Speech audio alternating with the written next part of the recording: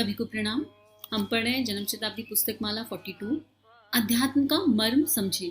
जन्म शताब्दी पुस्तक माला अब तक का जिस्ट है पूरे अध्यात्म का, पूरे जीवन का सार है, आर्ट ऑफ लिविंग है और हर क्षेत्र को, हर चीज को गुरुदेव ने बारीकी से टच किया है जो इनर ट्रांसफॉर्मेशन करना चाहते हैं। तो अगर किसी ने 10 या 15 जन्म शताब्दी पुस्तक माला भी सुन ली ना और इम्प्लीमेंट कर लिया तो उसका संपूर्ण जीवन बदल जाएगा। तो आइए इसी प्रार्थना के साथ कि ज्यादा से ज्यादा लोग इस पुस्तक को, इस स्वाध्याय को सुने, इसके तत्व को समझें, अपने जीवन में उतारें। इस विजुअलाइजेशन के साथ एक गायत्री मंत्र करते हैं कि गुरु इच्छा से ये स्वाध्याय जन्म शताब्दी पुस्तक माला या गुरुदेव का लिखा हुआ या किसी भी श्रेष्ठ आत्मा का लिखा हुआ श्रेष्ठतम स्वाध्याय ज्यादा से ज्यादा लोगों तक जा रहा है और पृथ्वी पर सत्युग आ रहा है। इस भाव से एक गायत्री मंत्र। ओम भूर्भुवः स्वः तत्सवितुर्वरेण्यं भर्गो देवस्य धीमहि धियो यो नः प्रचोदयात्। गुरुदेव इतना सुंदर समझा रहे थे। गुरुदेव कह रहे थे कि जो अध्यात्म है उसके अगर हम तत्व को नहीं समझेंगे, उसके बेसिक को नहीं समझेंगे तो और सोचेंगे कि किसी की साधना को कॉपी पेस्ट करने से बात बन जाएगी। और गुरुदेव ने पहलवान का एग्जाम्पल दिया कि पहलवान बनना है तो पहलवान के बाहर के जो आवरण है उसको कॉपी कर लो, और किसी मॉडल जैसा बनना है तो मॉडल का बाहर का जो आवरण है उसे कॉपी कर लो, वो कैसे कपड़े पहनती है, कैसा मेकअप करती है, जो भी आपको करना है। लेकिन उसके अंदर जो मेहनत लगती है, उनका आहार कैसा है, वो कितना एक्सरसाइज करते हैं, कितना व्यायाम करते हैं, उनकी सोच कैसी है, उनका चिंतन कैसा है, अगर हम वहां तक नहीं जाएंगे तो हमको समझ में नहीं आएगा। तो गुरुदेव कह रहे हैं अगर अध्यात्म को आप किसी पर्टिकुलर विधि से समझना चाहते हो कि भाई अध्यात्म समझना है तो ये स्टेप है, पहले ABCDEF, नहीं तो ऐसा नहीं होगा। अध्यात्म कोई विधि नहीं है जो ऐसे विधि से समझ में आ जाएगा। अध्यात्म एक अनुभव है, उसको जीना पड़ेगा।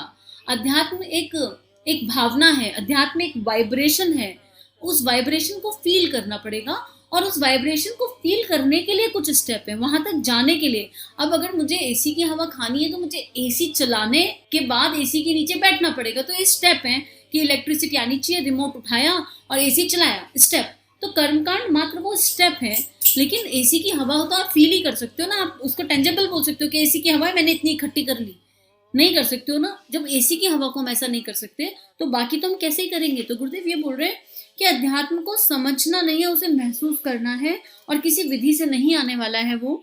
मित्रों, यही गलती हमारे आध्यात्मिक क्षेत्र में होती रहती है। लोग क्रियाकलापों को, कर्म कांडों को ही सब कुछ मान लेते हैं। गुरुजी, आपने कुंडलिनी जगाने में कौन सा मंत्र जपा, कैसा प्राणायाम किया, कृपा करके उसका नियम बता दें। चक्रवेधन के लिए क्या किया, चलिए अभी बता देते हैं। तो गुरुजी, हमारा भी चक्रवेधन हो जाएगा। नहीं, आपका नहीं हो सकता। तो फिर आप विधि छिपा रहे होंगे। नहीं बेटे, विधि भी हम नहीं छुपाते, विधि तो हम वही बताते हैं जो हमने की, पर उस विधि को करने के पश्चात भी आप कोई फायदा नहीं उठा सकते। आपकी मेहनत, आपका श्रम बेकार चला जाएगा और आपको निराशा होगी।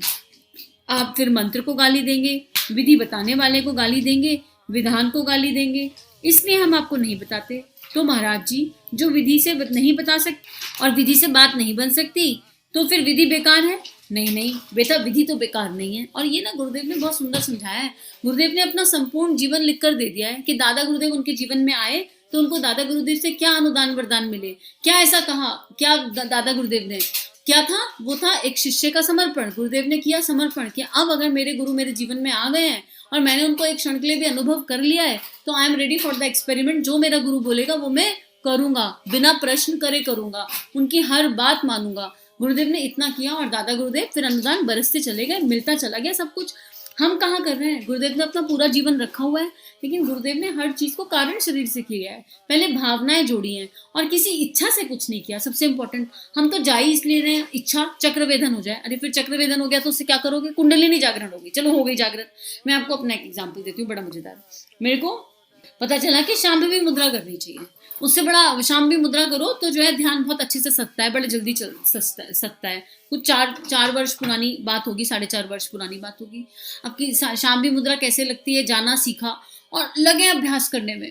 1 दिन, 2 दिन, 10 दिन, 15 दिन, और फिर अंतर। और अभ्यास तो समय लगता है करने में। लग रही हूँ, कर रही हूँ, अभ्यास करे जा रही हूँ। एक दिन ऐसा लगा लगभग 30-40 दिन हो गए होंगे और समय लग रहा है अभ्यास करने में ऑब्वियसली। और ऐसा लगा एक दिन ध्यान में कि गुरुदेव मान लो पूछ रहे हो, या वो तत्व या वो ब्रह्मांड की शक्ति पूछ रहे हो, अच्छा ये शांभवी मुद्रा क्यों करनी है? और इस क्यों का आंसर ही नहीं था। क्यों करनी है? मैं सोच रही हूँ क्यों करनी है, मेरे पास आंसर ही नहीं कि नहीं, पता नहीं क्यों करनी है। अच्छा पता नहीं तो क्यों कर रहे हो, बस किसी से पूछ लिया इसलिए करनी है, इससे करके क्या होगा, ध्यान गहरा लगेगा। तो इसके पहले क्या लग रहा था, वो ध्यान नहीं था जो लग रहा था, हाँ लग रहा था। तो इसको करके कुछ बहुत विशेष प्राप्त होने वाला है नहीं, चाहिए क्या, कुछ नहीं चाहिए, गुरु चाहिए। तो क्या गुरु जीवन में नहीं है? अब ये संवाद अंतर मन में चल रहा है, हाँ गुरु तो जीवन में है, तो शांति मुद्रा पे टाइम लगाने से अच्छा गुरु का कार्य कर लो, उपासना भाव से जुड़ के कर लो। तो वो एक, अब अगर किसी को समझ में आ गया भाव, तो वो एक अंतर मन का संवाद था। और मेरा तो मानना है कि वो गुरु शक्ति से ही संवाद था। और मुझे समझ में आया कि मैं बिना किसी उद्देश्य के, बिना किसी कारण के, कोई मेरे मन में सेवा भावना नहीं थी कि शांति मुद्रा करूंगी तो कुछ हो जाएगा, तो कुछ सेवा हो जाएगी किसी की, कुछ भी, कुछ उत्कृष्ट भाव नहीं था, जिसे कहते हैं ना श्रेष्ठ समष्टि के लिए, बस करना था। क्यों करना था वो पता ही नहीं है। ऐसे निरुद्देश्य होकर हम कैसे चल सकते हैं? तो वो एक बहुत ब्यूटीफुल लर्निंग हुई, है ना। मुद्रा भी काफी हद तक सद गई, लेकिन उसकी आवश्यकता नहीं पड़ी। या तो मेरे पास कोई उद्देश्य हो, कोई उद्देश्य नहीं था, भाव इतना ही था, बस जो गुरु करा दे वो करना है, जीवन उसी दिशा में चल रहा है। तो उसके लिए तो केवल गुरु से जुड़ना, उसके प्राण को पीना, उसके प्राण को अनुभव करना ही पर्याप्त है। और उसके बाद फिर अपने आप सब कुछ होने लगता है। अब यही अनुभव गुरुदेव कह रहे हैं कि इस अनुभव को जियो। और उसके लिए सबसे पहले कौन सी इंद्रियों पर कंट्रोल करना पड़ेगा? कई बार बता चुके हैं, जीवा पर, बोलने पर, आहार पर। और उसके बाद कौन सी इंद्रिय पे कंट्रोल करना पड़ेगा? वासना पर, ब्रह्मचर्य निभाना पड़ेगा। ये दो है। अब उसमें सबसे पहले जीवा आ जाती है। तो गुरुदेव लिख रहे हैं परहेज, आहार विहार का महत्व भी, खाने का बहुत इंपॉर्टेंट रोल है। हम जितनी जल्दी समझ जाएंगे उतना हमारे लिए अच्छा होगा। बेटे, मैंने आपको कब कहा कि दवा खाना बेकार है? दवा बहुत जरूरी है, लेकिन दवा के साथ में परहेज और भी ज्यादा जरूरी। परहेज ना करें और हम दवा खाते रहें, तब दवा बेकार, दवा में पैसे खराब करना बेकार, डॉक्टर, वैद्य और सब दवाएं बेवकूफ सिद्ध होंगी। अरे महाराज जी, आप दवाओं की प्रशंसा कर रहे थे और अब आप गाली दे रहे हैं, ये क्या बात हुई? बेटा, हम गाली इसलिए दे रहे हैं कि आहार विहार पर आप कोई ध्यान नहीं देंगे, परहेज नहीं करेंगे, चाहे जैसे रहेंगे, जो खाएंगे, जो सोचेंगे, तो दवा करके खाली कैसे अच्छे हो जाएंगे। अरे भैया, बीमारी इतनी बड़ी होती है, दवाई की गोली कितनी होती है? छोटी सी होती है। होम्योपैथिक लिया हो तो और बहुत छोटी हो जाती है। अब ये इतनी छोटी गोलियां इतना बड़ा मैजिक करेंगी तो कैसे करेंगी? मुझे वॉमिटिंग हो रही है और मैं फिर भी चटर पटर खाए जाऊँ, मिर्च मसाला खाए जाऊँ, और फिर बोलूँ कह रहे मेरी तो वॉमिटिंग रुक नहीं रही है, मैं तो जो है इतनी दवाई खा ली, तो कैसी बात बनेगी? दवाई भी इनफेक्ट निकल कर बाहर आ जाएगी। तो यही बात गुरुदेव कह रहे हैं कि हमने तो पूरा कॉपी कर लिया, हमने तो 24 साल का गुरुदेव जैसा अनुष्ठान भी कर लिया, लेकिन बात तो नहीं बनी। हमने तो 66 माला वो करते थे, हमने भी 66 माला कर ली। अरे आपने बाहर का आवरण कॉपी कर लिया, उनके अंतःकरण को जिया क्या, उनकी पीड़ा को अनुभव किया क्या?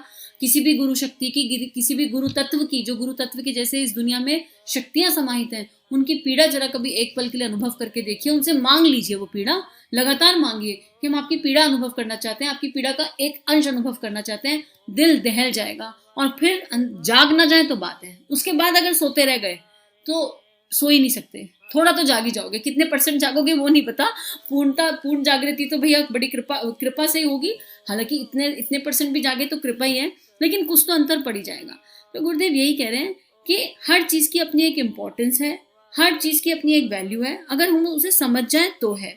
तो और दोनों को ही जानना, समझना और बताना हमारे लिए जरूरी है। हम ऐसे तो नहीं कर सकते कि डॉक्टर आपको दवाई दे दे और परहेज ना बताए, तो फिर डॉक्टर इनकम्प्लीट इन्फॉर्मेशन दे रहा है। तो गुरुदेव हमें जो भी बता रहे हैं वो पूरे कंप्लीट इन्फॉर्मेशन के साथ बता रहे हैं कि आपको अपना स्वास्थ्य ठीक करना है। अगर आपको अपना आध्यात्मिक यात्रा पे आगे बढ़ना है तो आध्यात्मिक यात्रा का क्या तरीका है, उसके लिए क्या करना पड़ेगा। और फिर अगर आप उसका उल्लंघन करेंगे, उन नियमों का, उन कायदे कानूनों का, तो फिर बाद में मंत्र को, साधना के तरीके को गाली देना है तो दे लो, आपकी मर्जी है, आप किसी को मर्जी दे लो गाली, आपको कोई रोक थोड़ा ना है, आपका कर्म बन रहा है, आप जो मर्जी करो। लेकिन अंतर मन में झांक के देख लो कि त्रुटि हमसे ही कही हुई है, हम ही लोगों ने ठीक तरीके से कार्य को नहीं किया, ये अंतर मन में जानना पड़ेगा। तो आगे गुरुदेव लिख रहे हैं, मित्रों, उपासना के राम नाम के महत्व आकाश पताल के बराबर बता दिए गए, ये ठीक है, लेकिन हम यह भूल जाते हैं कि एक किसान की जमीन में बहुत सारी फसल होती है और दूसरे की में फसल नहीं। क्या वजह है साहब? वही बीज आपने बोया, वही हमने बोया, और बीज बोना तो समान रहा, लेकिन जमीन का तो जमीन आसमान का फर्क रहा। आपने जमीन में ना पानी लगाई, ना खाद लगाया, ना निराई करी, ना गुड़ाई, बस बीज को बो दिया। और अब आप कहते हैं कि आपके खेत में ज्यादा फसल हो गई और हमारी फसल क्यों नहीं पैदा हुई? अब देखो, उपासना, साधना, आराधना भी ना बीज के जैसे जाती है। क्या होता है, जब हमने एक बीज बोया तो पौधा छोटा होता है ना, जब पौधा छोटा होता है उसको बहुत देख रेख चाहिए होती है, बहुत ध्यान से उसको सींचना पड़ता है, बड़ा होता है, कितना पानी चाहिए, पानी की क्वांटिटी, और वही पौधा जब बड़ा होकर वृक्ष बन जाता है तो फिर वो अपने आप पलने लगता है और लोगों को भी छाया देता है और लोगों को भी पाटता है।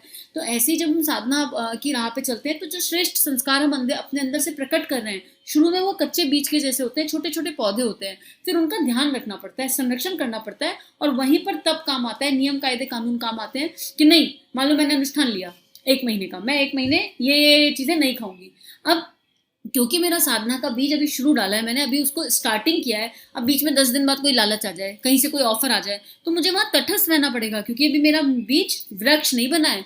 जब अंदर से वृक्ष बन जाए कि अब संस्कार ही चला गया, अब छूट ही गया, अब जैसे अगर जिन लोगों को नॉनवेज की आदत नहीं है वो भूखे मर जाएंगे, अगर 5 दिन 10 दिन भूखे रह जाए और फिर उनके आगे खाना लाके रख दिया जाए कि अब चाहे कुछ हो जाए, खाने को तो नॉनवेज ही मिलेगा, वेजिटेरियन खाना आपको नहीं दिया जाएगा, आप मरना चूज करोगे लेकिन खाओगे नहीं नॉन वेजिटेरियन खाना, आप कहोगे हमें मरना पसंद है। तो संस्कार जड़ से नॉनवेज का इस लेवल पर चला गया, जबकि हम सबने कभी ना कभी किसी लाइफ में नॉनवेज खाया, क्योंकि हर योनि से होकर आए, तो नॉनवेज का संस्कार हर आत्मा में है, लेकिन किसी जन्म में या इस जन्म में उस संस्कार को जड़ से हटा दिया, और वो ऐसा हट गया कि वो इम्प्रिंट पर कहीं तक नहीं है, और मृत्यु चूज कर लेंगे।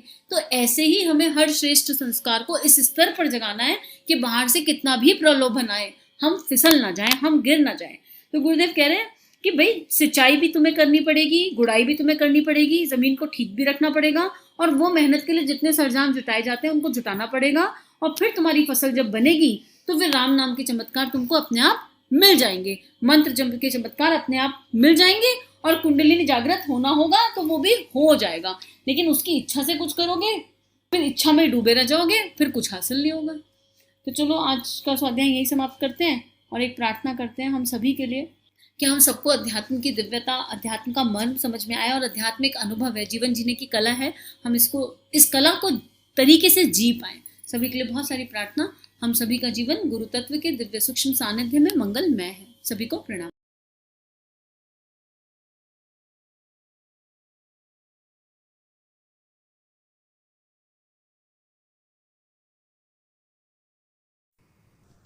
हमारे YouTube चैनल को सब्सक्राइब कीजिए और बेल आइकन पर क्लिक कीजिए, ताकि आने वाली सभी वीडियो की नोटिफिकेशन आपको मिलती रहे। आप सभी को बहुत बहुत थैंक यू।